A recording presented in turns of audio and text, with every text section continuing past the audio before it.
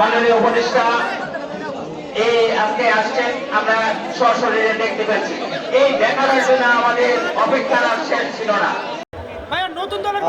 আমি দলের কোনো কার্যক্রমের সাথে যুক্ত নই, কারণ আমি এখন সরকারের দায়িত্বে আছে। এই সরকারের ডেমোক্রেটিক ট্রানজিশনের যেই গণতান্ত্রিক রূপান্তরের যে দায়িত্বটা আমাদের রয়েছে, সেই জায়গা থেকে আমরা কোনো রাজনৈতিক দলের সাথে যুক্ত থাকতে পারবো না।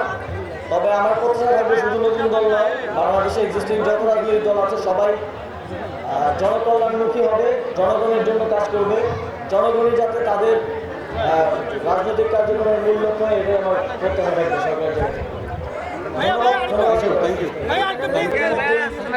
সরকার অনেকগুলো উদ্যোগ নিয়েছে, বিশেষ করে মেট্রোপলিটন সিটিগুলোতে ছিনতাইয়ের সংখ্যাটা খুব বেড়ে গিয়েছিল। সরকার টহল জোরদার করেছে। এখন আপনারা দেখবেন ঢাকার প্রতিটি মোড়ে মোড়ে বিভিন্ন বাহিনীর টহল রয়েছে এবং বাহিনীগুলো অ্যাক্টিভ অবস্থায় আছে। আমরা আশা করছি খুব দ্রুত সময়ের মধ্যে আইন শৃঙ্খলা পরিস্থিতি নিয়ন্ত্রণে চলে আসবে এবং এই ধরনের যে ছিনতাইয়ের ঘটনা বেড়ে গিয়েছিল সেটা খুব দ্রুতই নিয়ন্ত্রণে চলে আসবে। এই বিষয়ে স্থানীয় সরকার নির্বাচনের বিষয়ে এখনো আলোচনা চলছে। এই বিষয়ে কোনো চূড়ান্ত সিদ্ধান্ত হয়নি। এই বিষয়ে একটা সিদ্ধান্ত হয়তো দ্রুত আপনারা জানতে পারবেন। সরকার নির্বাচনের বিষয়ে এখনো আলোচনা চলছে।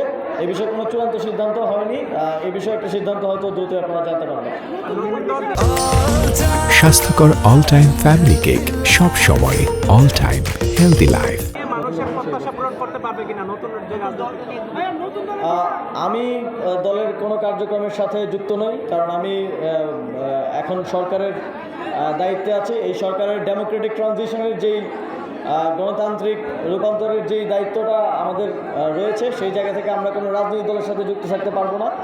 তবে আমার প্রত্যাশা থাকবে শুধু নতুন দল নয়, বাংলাদেশে এক্সিস্টিং যত রাজনৈতিক দল আছে সবাই জনকল্যাণমুখী হবে, জনগণের জন্য কাজ করবে, জনগণই যাতে তাদের রাজনৈতিক কার্যক্রমের মূল লক্ষ্য হয়, এটাই আমার প্রত্যাশা থাকবে সরকারের জায়গা থেকে। ধন্যবাদ। Thank you. আপনারা দেখেছেন যে আইন শৃঙ্খলা পরিস্থিতি তৈরি হয়েছিল, জনগণের মধ্যে যে শঙ্কা তৈরি হয়েছিল, ইতিমধ্যেই সরকার অনেকগুলো উদ্যোগ নিয়েছে।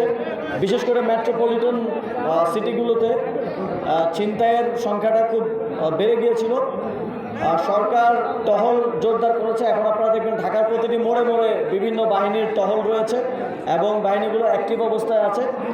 আমরা আশা করছি খুব দ্রুত সময়ের মধ্যেই আইন শৃঙ্খলা পরিস্থিতি নিয়ন্ত্রণে চলে আসবে এবং এই ধরনের যে ছিনতাইয়ের ঘটনা বেড়ে গিয়েছিল সেটা খুব দ্রুতই নিয়ন্ত্রণে চলে আসবে।